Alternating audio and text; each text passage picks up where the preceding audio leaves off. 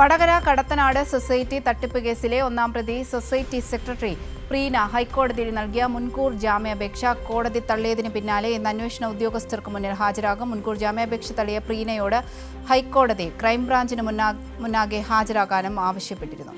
വിവരങ്ങളുമായി അരുൺ PJ കൂടി ചേരുന്നുണ്ട്. അരുൺ, ഈ വടകര കടത്തനാട് സൊസൈറ്റി വലിയ സാമ്പത്തിക തട്ടിപ്പാണ് നടന്നത്. നമുക്കറിയാം, ഈ ഇബ്രാഹിം ഹാജി ആത്മഹത്യ ചെയ്തതോടെയാണ് ഈ വലിയ തട്ടിപ്പ്, സൊസൈറ്റിയിൽ നടന്ന വലിയ സാമ്പത്തിക തട്ടിപ്പ് പുറത്തു വന്നത്. ഇപ്പോൾ ഈ പ്രീന ഹൈക്കോടതിയിൽ നൽകിയ ഒന്നാം പ്രതിയാണ് പ്രീന.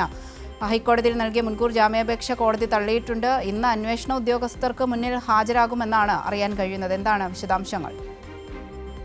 അവന്തിക സൂചിപ്പിച്ചതുപോലെ തന്നെ വലിയ രീതിയിലുള്ള ഒരു സാമ്പത്തിക അട്ടിമറി അല്ലെങ്കിൽ അഴിമതി തന്നെയാണ് വടകര കടത്തനാട് ലേബർ കോൺട്രാക്ട് സൊസൈറ്റിയുമായി ബന്ധപ്പെട്ട് നടന്നിരുന്നത്. ഏകദേശം 2.5 കോടി രൂപയോളം അഴിമതി നടന്നതായി പിന്നീട് നടത്തിയ അന്വേഷണത്തിൽ കണ്ടെത്തിയിരുന്നു. ഒരു വയോധികൻ 1.5 മാസങ്ങൾക്ക് മുമ്പ് കോഴിക്കോട് DCC സെക്രട്ടറി സുധീർ കുമാറിന്റെ വീട്ടിലെത്തി മണ്ണെണ്ണ ഒഴിച്ച് ആത്മഹത്യ ചെയ്തതോടെയാണ് ഈ അഴിമതി വെളിച്ചത്തേക്ക് വരുന്നത്. പിന്നെയും മാസങ്ങളെടുത്ത്, പിന്നെയും ദിവസങ്ങളും ആഴ്ചകളും എടുത്താണ് ഈ പ്രതിയായിട്ടുള്ള കോൺഗ്രസിന്റെ ഉന്നത നേതാവായ DCC സെക്രട്ടറി സുധീർ കുമാറിനെ അറസ്റ്റ് ചെയ്യാൻ പോലും പോലീസ് തയ്യാറായത് എന്നുള്ളത് തന്നെയാണ് ഈ അന്വേഷണത്തിന്റെ മെല്ലെപ്പോക്ക് അന്ന് തന്നെ വ്യക്തമായിരുന്നു. എന്തായാലും വലിയ രീതിയിലുള്ള ഒരു തട്ടിപ്പ് തന്നെയാണ്, സാമ്പത്തിക തട്ടിപ്പ്. ഒരു വയോധികന്റെ സമ്പാദ്യം മുഴുവൻ തട്ടിയെടുക്കുന്ന ഒരു നിലയിലേക്ക് ഒരു സൊസൈറ്റിയുടെ ഭാരവാഹികൾ പോയി എന്നുള്ളത് തന്നെയാണ് എന്തായാലും ഇതുമായി ബന്ധപ്പെട്ട് നമുക്ക് പറയുവാനുള്ളത്. എന്തായാലും കടത്തനാട് സൊസൈറ്റി തട്ടിപ്പ് കേസിലെ ഒന്നാം പ്രതി സൊസൈറ്റിയുടെ സെക്രട്ടറി കൂടിയായ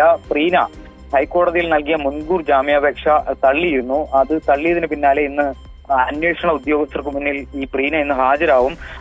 മുൻകൂർ ജാമ്യാപേക്ഷ തള്ളിയ പ്രീനയോട് ഹൈക്കോടതി ക്രൈംബ്രാഞ്ചിനോട് നേരിട്ട് ഹാജരാവാൻ വേണ്ടി ഇന്നലെ തന്നെ നിർദ്ദേശം നൽകിയിരുന്നു. അതുമായി ബന്ധപ്പെട്ട് ആണ് ഇന്ന് പ്രീന ക്രൈംബ്രാഞ്ചിന് മുന്നാൽ ഹാജരാകുന്നത്. എന്തായാലും ക്രൈംബ്രാഞ്ച് അറസ്റ്റ് ചെയ്ത കേസിലെ 2ാം DCC സെക്രട്ടറി സുധീർ കുമാറിന്റെ ജാമ്യാപേക്ഷ അത് Vadakara judicial first class magistrate കോടതി ഇന്നലെ കഴിഞ്ഞ ദിവസവും തള്ളിയിരുന്നു.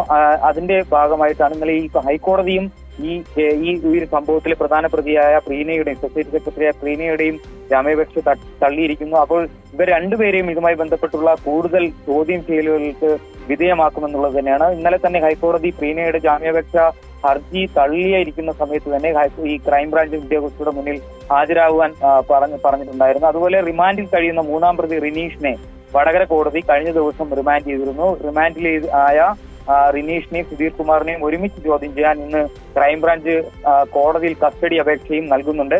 സൊസൈറ്റിയിൽ പണം നിക്ഷേപിച്ച് നഷ്ടപ്പെട്ട നിക്ഷേപകരുടെ മൊഴി ക്രൈംബ്രാഞ്ച് ഒരു വശത്ത് രേഖപ്പെടുത്തി വരുന്നുണ്ട്. നിരവധി ആളുകളുടെ പണമാണ്. കാരണം ജീവിതകാലം മുഴുവൻ അവർ സമ്പാദിച്ച അവരുടെ സമ്പാദ്യം മുഴുവൻ ഈ സൊസൈറ്റിയിൽ നിക്ഷേപിച്ചിരുന്നു. ഈ കോൺഗ്രസ് നേതാക്കളുടെ വലിയ രീതിയിലുള്ള ഒരു അഴിമതി തന്നെയാണ് പുറത്തു വരുന്നത്. എന്തായാലും ക്രൈംബ്രാഞ്ച് സൊസൈറ്റിയിൽ പണം നിക്ഷേപിച്ച് നഷ്ടപ്പെട്ട നിക്ഷേപകരായ സാധാരണക്കാരുടെ മൊഴി ഇപ്പോഴും രേഖപ്പെടുത്തി വരികയാണ്. അവന്തിക. ശരി.